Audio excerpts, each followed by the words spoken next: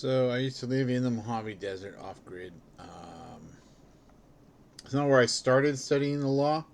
I started studying the law in Escondido. I started in a distance program, and I got in and out of the program a few times. Um, Distance programs are difficult if you don't know what way to focus in and what study methods you need to focus on by yourself, because you're kind of in an echo chamber a lot of times, but there are really good study aids out there. Like the best, I think, probably is Fleming's Law Review. Listening to some videos and seeing how the exams work. But I went from living down here in San Diego in a little condo, and then I moved off grid to some land I purchased. I put a container box out there and just had like a little internet wireless connection. Had one of these signal focusing um, little signal boosts that I pointed at the cell phone tower repeater over off the 138 and the 18. And I was out by Lake Los Angeles, so I boosted my signal high enough. And then it put it on a little signal on my desk, and I had a little wireless to connect to that. And I just read and I typed my papers every week. And I switched into a seminary program. Well, because I got into the youth ministry, working with kids on juvenile probation, I came up with this idea to do a diversionary program when I was reading my law books. So I was in my little trailer, and then I was at the Hesperia Law Library, and I was reading in the appendix. This is on allinservice.org, but um, how I came up with the idea. It's in the appendix, is like page 947 of the Perkins and Boyce, the red criminal law book. It talks about how prosecutors and juvenile probation um, are open, and they are and they always will remain open to community programs that provide diversion for kids out away from being in trouble with the system. So what I did is I started a Young Life area, and uh, set up a roadside cleanup project so the kids who need to do community service for their juvenile probation could. We adopted a street and we did it at the same place every day. It was right by the Church's Chicken on Nisqually Road.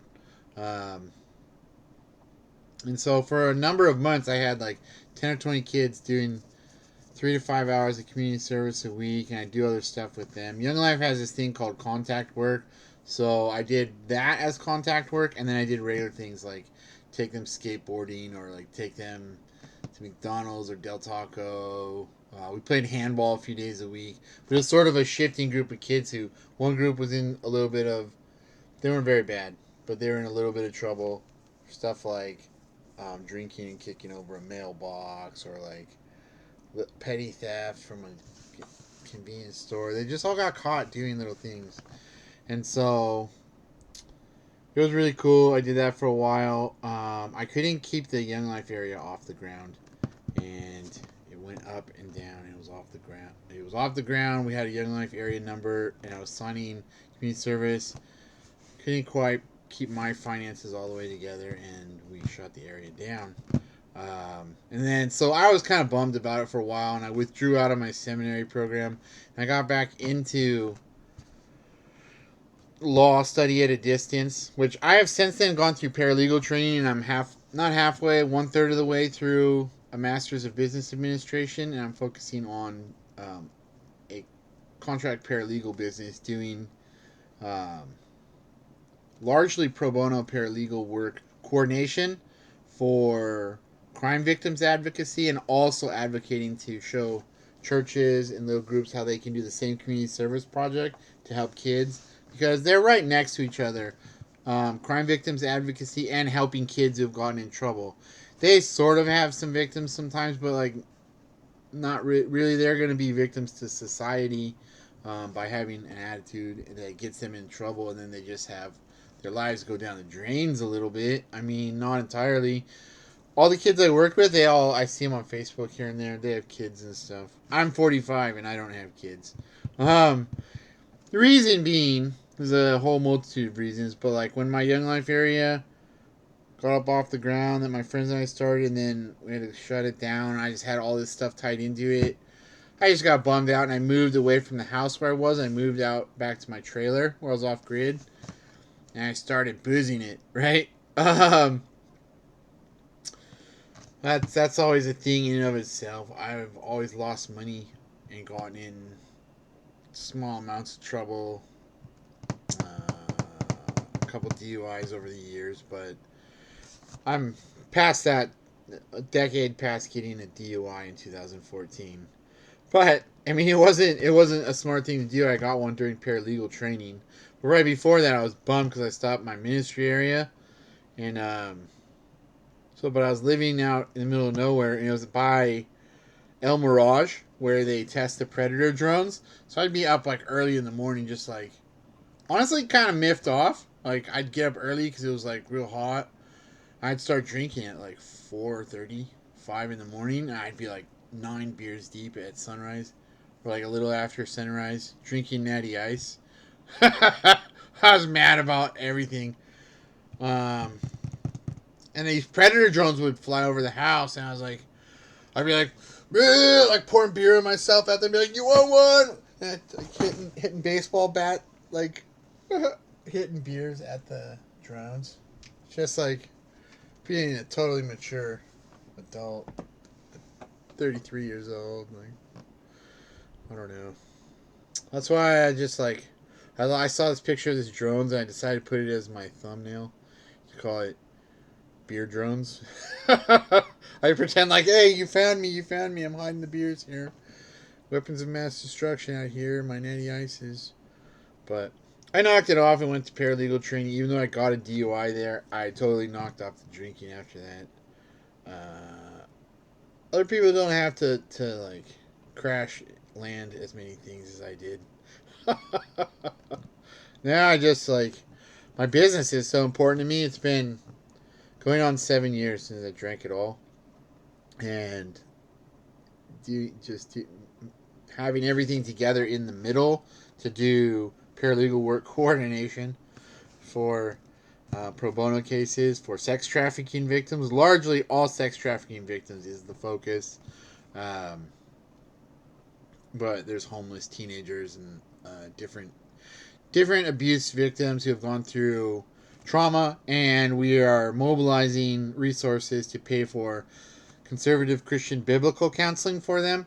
I think that psychiatry and psychology leaves out God largely and the idea of traditional conservative values, and people need to stop thinking about all the options the world gives them and thinking about like, hey, this simple traditional Christian faith is the thing that will fix the inside part of you that's having internal cognitive dissonance.